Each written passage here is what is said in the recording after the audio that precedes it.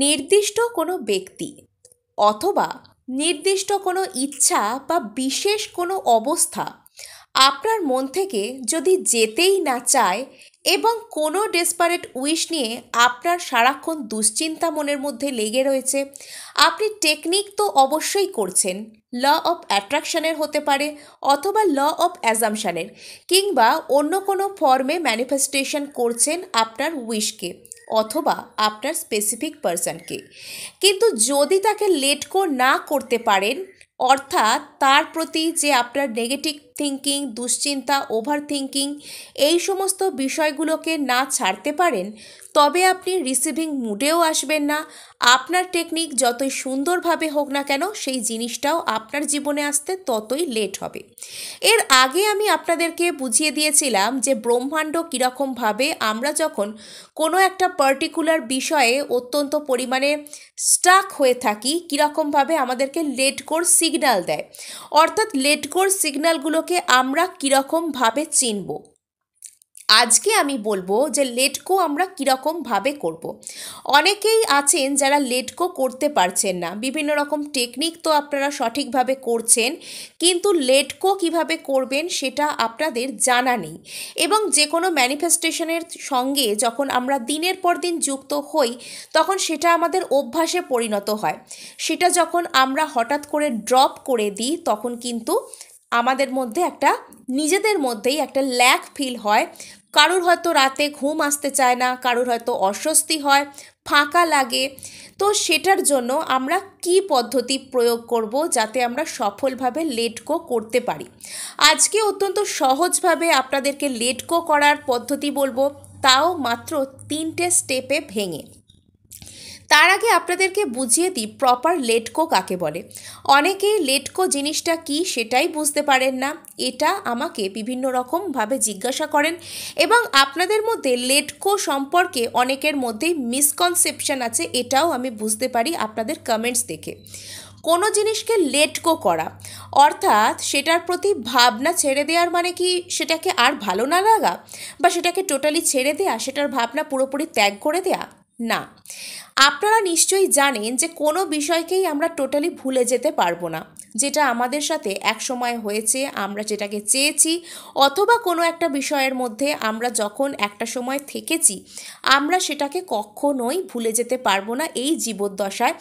যদি কোনোভাবে আমরা মানসিকভাবে অসুস্থতা আমাদের মধ্যে না থাকে বা অন্য কোনো সমস্যা না থাকে, তাহলে কোনো মানুষের পক্ষেই কোনো একটা বিষয়কে জীবনে পুরোপুরি ভুলে যাওয়া সম্ভব নয়। আর লেট গোর অর্থ এটাও নয় যে এক্স আমি চেয়েছি, আমি ওয়াই এর সাথে খুশি হয়ে যাব, বা এক্স আসেনি তো কি হয়েছে, আমি জেডকে নিয়ে চলে যাব, অর্থাৎ টোটালি আমি মুভ অন করে যাব, না, এটা লেট গোর অর্থ নয়। আবার এক্সকে আমি চেয়েছি বলে আমি সারাক্ষণ এক্সের জন্য অপেক্ষায় বসে থাকবো, জীবনের অন্য কোনো দিকগুলোকে আমি ম্যানেজ করার চেষ্টা করব না, এটাও নয়। এখানে যে অর্থটা আপনাদেরকে লেট গোর বোঝাতে চাওয়া হচ্ছে সেটা হচ্ছে নিজের মধ্যেই একটা কমপ্লিটনেস আনা। যখন কোনো একটা বিষয় নিয়ে আপনি অত্যধিক বেশি ওরিড হবেন, আপনি একটা টেকনিক করছেন, আপনার টেকনিকের দিকে মন যত না আছে, আপনার মন আছে কোন দিকে, এই টেকনিকটা করার ঠিক কতক্ষণ পর যেটার জন্য করলাম সেই জিনিসটা আমার কাছে আসবে। অর্থাৎ আপনার মধ্যে থেকে সেই জিনিসটার প্রতি যে অতিরিক্ত অ্যাটাচমেন্ট, সেটাকেই লেট গো করতে বলা হচ্ছে। যখন আমরা কোনো কিছুর প্রতি অতিরিক্ত আসক্ত হই, কোনো কিছুর প্রতি কোডিপেন্ডেন্ট এনার্জিতে থাকি, তখন কি হয়, সেই জিনিসটার পেছনে আমরা চেজ করার এনার্জি দিয়ে ফেলি।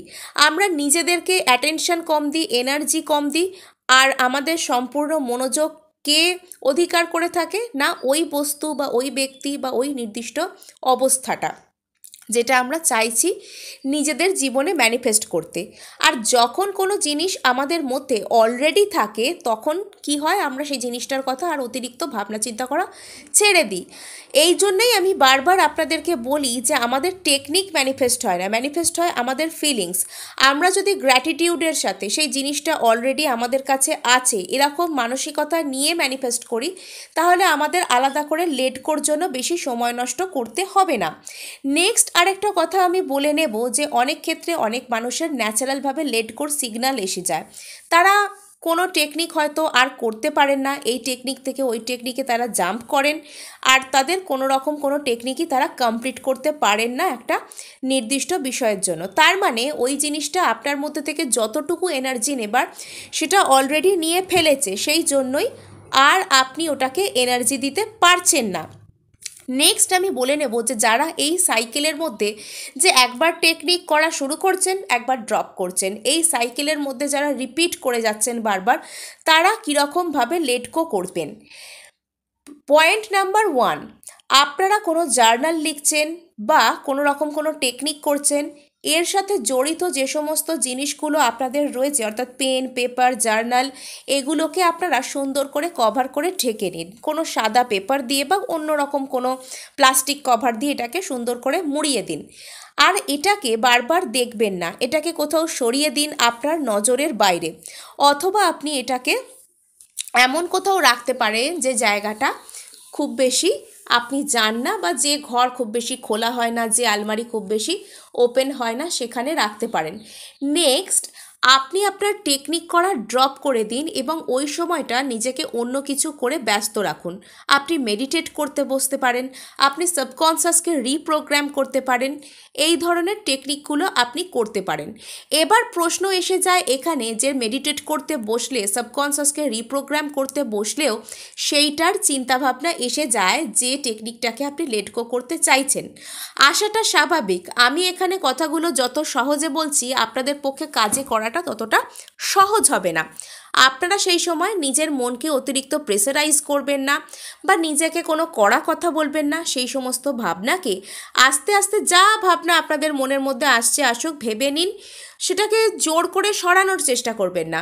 এরপর সেটাকে রিপ্লেস করার চেষ্টা করুন। আপনার কোনো পছন্দের কোনো ডেইটি থাকতে পারে, কোনো বিশেষ শক্তির উপাসনা আপনি করেন, সেটার কথা চিন্তা করতে পারেন, আপনি নিজেকে পজিটিভ অ্যাফার্মেশন চিন্তা করতে পারেন, অথবা আপনার জীবনের আর যদি কোনো সমস্যা থেকে থাকে সেটার জন্য কোনো টেকনিক করতে পারেন, সেটার কথাও চিন্তা করতে পারেন। নেক্সট আমি চলে যাব যে আমাদেরকে যত, অর্থাৎ নাম্বার 2তে, যে আমরা যত বেশি বর্তমানে থাকব তত বেশি আমরা রিসিভিং মুডে থাকব। অর্থাৎ আমাদের বর্তমান অবস্থাটা কীরকম, আমরা কোনো কিছু নিয়ে দুশ্চিন্তা করছি, আমরা কোনো কিছু নিয়ে অভিযোগ করছি, না আমরা খুশি আছি, নিজেদের সাথেই আমরা খুশি আছি, এটাকেই বলে রিসিভিং মুড। অর্থাৎ ধরুন আপনি এক গ্লাস পরিশুদ্ধ জল পান করতে চান, আপনাকে তো গ্লাসটাকেও পরিশুদ্ধ রাখতে হবে। সেরকম আপনি যদি কোনো ভালো কিছু, পজিটিভ কিছুর কন্টেনার হতে চান, তাহলে আপনাকে তো নিজেকে আগে পজিটিভ হতে হবে, ভালো হতে হবে মনের দিক থেকে। এখানে ভালোর অর্থ আপনি সৎ, ভালো, খারাপ এসবের কথা আমি বলছি না, আপনি কতটা ভেতর থেকে পরিশুদ্ধ, আপনার ভেতর নেগেটিভিটির স্থান কতটা কম। আর যত আপনি বেশি আপনার বর্তমান পরিস্থিতির উপর ফোকাস করবেন, যত বেশি আপনার বর্তমানটাকে নিয়ে আপনি খুশি থাকতে পারবেন যে হ্যাঁ ঠিক আছে, আজকে ওই ব্যক্তি আমার সাথে নেই তো তবুও আমি খুশি, আজকে যত পরিমাণ টাকা আমার কাছে আমি চাইতাম থাকুক নেই তাও আমি খুশি আছি, এই ভাবটা, এই যে গ্র্যাটিটিউডের যে ভাবটা, যে ঈশ্বর তুমি আমাকে একটা সুন্দর জীবন দিয়েছো, আমার যখন যা প্রয়োজন হয়েছে তা কিছু তুমি আমাকে দিয়েছো, জুগিয়েছো, আমি তাই খুশি, আমি তোমাকে মন থেকে খুশি হয়ে ধন্যবাদ জানাচ্ছি আমার এই সুন্দর জীবনটার জন্য, এই সুন্দর দিনটার জন্য। এই ভাবনা আপনার মধ্যে যখন এসে যাবে তখনই কিন্তু আপনি আলটিমেট রিসিভিং মুড থেকে বিলং করবেন। আর এটা তখনই আসে যখন আপনি নিজের বর্তমানে বাঁচতে শেখেন, অর্থাৎ না তো অতীতের জন্য অতিরিক্ত বেশি দুশ্চিন্তা, অমুককে আমি ওই কথাটা কেন বলতে গেলাম, এরকমভাবে বিহেভ করা আমার উচিত হয়নি, কেন এরকম করলাম, এই ধরনের অনুতাপও নয়। আবার ওরে বাবারে সে যদি না আসে আমার জীবনে তাহলে কি হবে, অমুক জবটা যদি না পাই তখন কি করব, এরকম ভবিষ্যতের দুশ্চিন্তাও নয়। আজকের দিনটাতে আমি ভালো আছি, হ্যাঁ আজকের দিনটাতে আমার অমুকের সাথে একটু ঝগড়া হয়ে গেছে, তাও আমি নিজের ভিতর থেকে খুশি ফিল করছি, তাও আমি নিজেকে সুন্দরভাবে ধরে রাখতে, নিজেকে গ্যাদার্ড রাখতে সক্ষম হয়েছি, এটাই আসল খুশি। নেক্সট আমি চলে যাব, যত বেশি আপনি আপনার মেন্টাল এনার্জির উপর ফোকাস দেওয়া বন্ধ করে আপনার রিয়েলিটিতে ফোকাস করবেন, তত বেশি যে জিনিসটা আপনার এনার্জির অংশ ছিল, আপনার মেন্টাল এনার্জিজের অংশ ছিল, তত বেশি সেই জিনিসটা আপনার বাস্তবের অংশ হতে শুরু করবে। এবার কথাটা একটু সহজ করে বুঝিয়ে বলে দিই। অর্থাৎ এতক্ষণ তো আপনি মেন্টাল এনার্জি সেন্ড করছিলেন, মানসিক পর্যায়ে আপনি কোনো কিছুকে ম্যানিফেস্ট করার চেষ্টা করছিলেন, অর্থাৎ মনের এক্সারসাইজ করছিলেন। এবার আপনি আপনার শারীরিক কোনো অবস্থাকে শোধরানোর জন্য শরীরচর্চা করতে পারেন। জরুরি নয় আপনাকে সবসময় জিমে ভর্তি হতে হবে। যদি আপনার জিম করা পছন্দ না হয়, আপনি বাড়িতে ফ্রি হ্যান্ড এক্সারসাইজ করতে পারেন। আপনি কোনো পছন্দের হবিকে ফলো করতে পারেন, যেরকম আপনি যদি নাচ শিখতে পছন্দ করেন, বাড়িতে নিজেই কোনো রকম কোনো গানের সাথে নাচ তুলতে পারেন। এই ধরনের যে হবিসগুলো, ছবি আঁকতে পারেন বা অন্য রকম কোনো কিছু পছন্দের রান্না করতে পারেন, রূপচর্চা করতে পারেন। যে কোনো ফর্মে নিজের যে বাস্তবটাকে, নিজের যে শারীরিক সৌন্দর্যটাকে, অর্থাৎ সেলফ লাভের দিকে আপনি মনোযোগ দিতে পারেন, নিজের ইমপ্রুভমেন্টের দিকে খেয়াল রাখতে পারেন। যত বেশি আমরা মানসিকতার প্রতি, মেন্টাল এক্সারসাইজের প্রতি, মেন্টাল এনার্জিজের প্রতি থেকে আমাদের অ্যাটেনশন শিফট করে শারীরিকের যে আমাদের অবস্থার প্রতি, অর্থাৎ আমাদের ফিজিক্যাল রিয়েলিটির প্রতি যত বেশি আমরা ফোকাসড থাকব, তত কি হবে, ওই জিনিসটা আমাদের যে ফিজিক্যাল রিয়েলিটির অংশ হতে চাইবে, যেটাকে আমরা ম্যানিফেস্ট করছি।